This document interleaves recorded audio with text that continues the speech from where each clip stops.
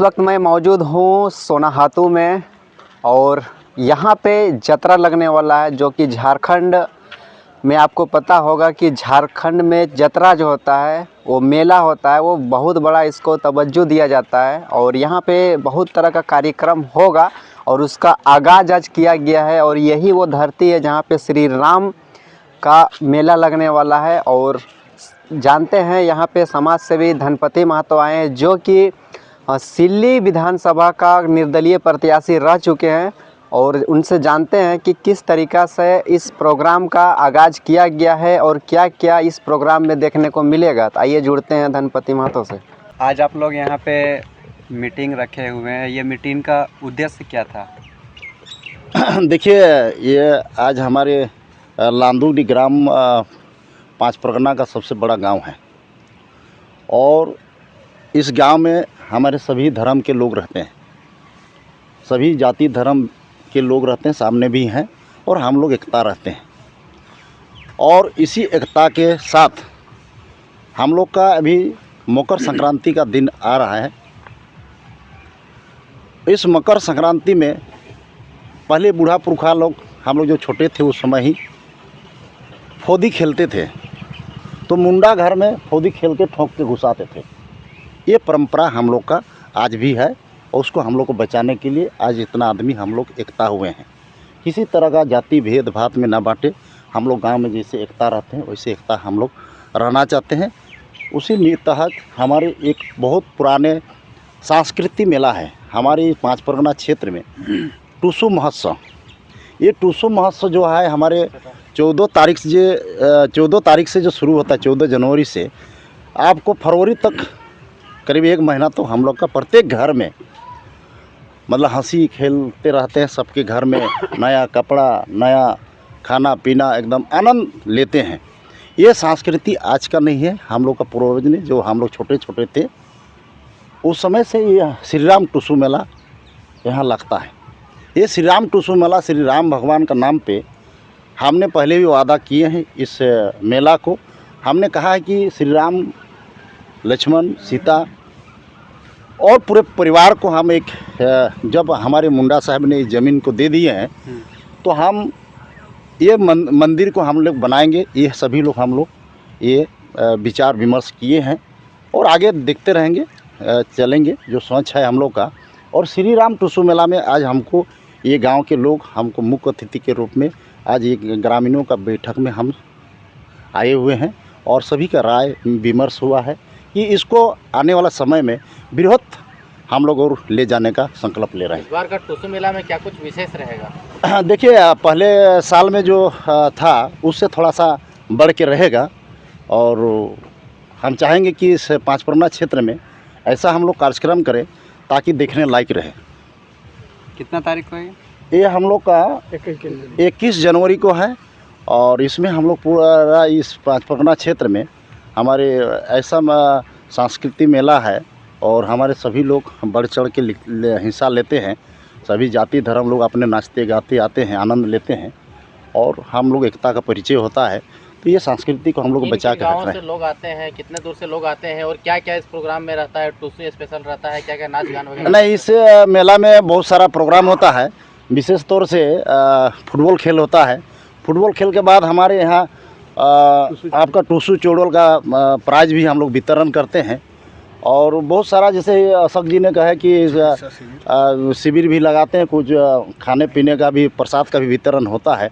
तो इस बार शायद नए हो रहा है, शायद कमेटी में चर्चा हुआ है अभी, तो उसको हम लोग अभी फिर एक बार बैठेंगे, हम लोग आपस में फिर चर्चा करेंगे कि कैसे इसको मेला को हम लोग आगे ले जाएंगे। माने शुद्ध रूप से सभी जातियों, सभी धर्म, सभी लिंग के लोगों के लिए ये मेला है? हाँ जी, ये पूरे हमारे पाँच परगना क्षेत्र में सभी लोगों के साथ हैं। ये एकता की परिचय है, ये एकता हम लोग हैं। और क्या कहें इसको, जब हमने पहले ही बोला कि मुंडा घर में हम लोग पहले फौदी खेल के घुसाते थे और सबके घर में हम लोग चचा ये सहिया करते थे, प्रसाद करते थे। हम लोग सब लोग ऐसे सभी धर्म के लोग, ये संस्कृति हम लोग परंपरा है, इसको हम लोग बचाने के लिए बढ़ चढ़ कर हिस्सा लेंगे। कितना दिन से ये आप लोग करते आ रहे हैं?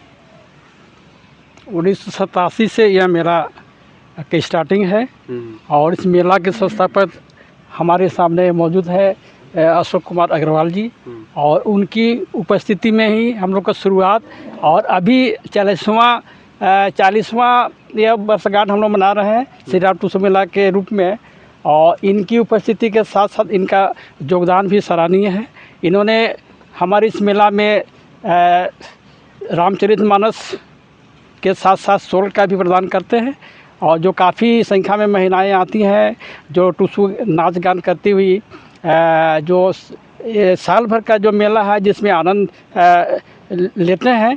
और इसके साथ ही हम ग्रामीण का जो उद्देश्य है कि धान कटनी के बाद हमें जो आज़ादी मिलती है उत्सव करने का भरपूर आनंद लेते हैं।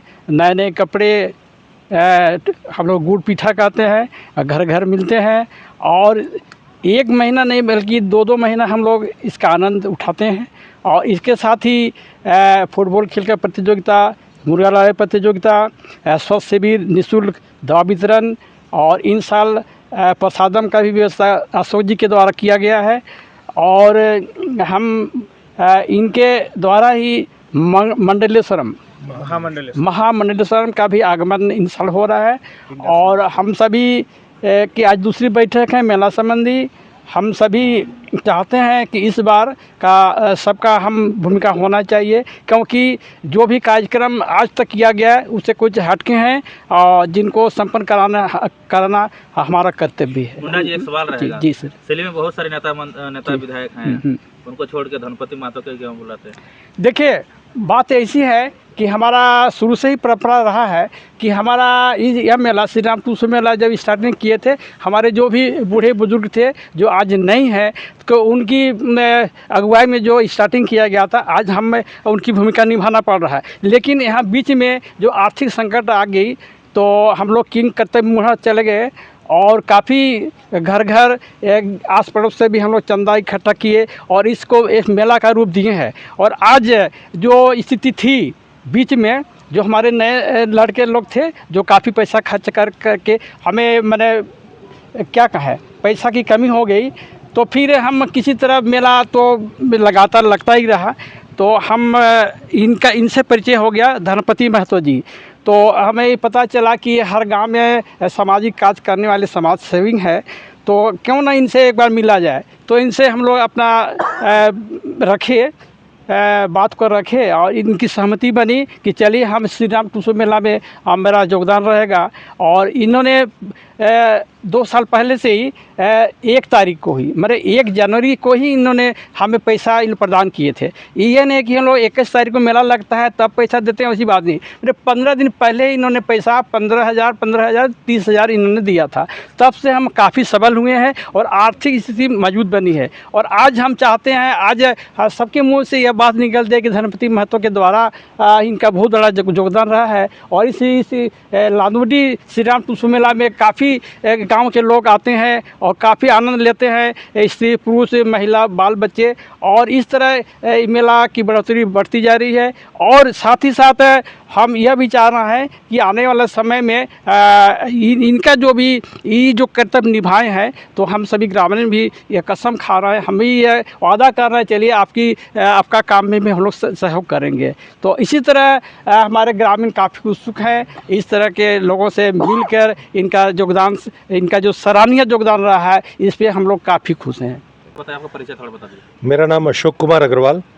मैं आज से लगभग 46 वर्ष पूर्व छोटा नागपुर में सामाजिक कार्यों के लिए आया था। मेरा मूल स्थान दिल्ली है और यहाँ तब से कार्यरत रहे। पहले यहाँ पर नॉन फॉर्मल एजुकेशन में 1500 पाठशालाएँ किसी समय सेवा भारती करके चलती थी, वो शुरू की गई थी। और उसी क्रम में यहाँ पर ये मेलों का भी आयोजन किया गया था।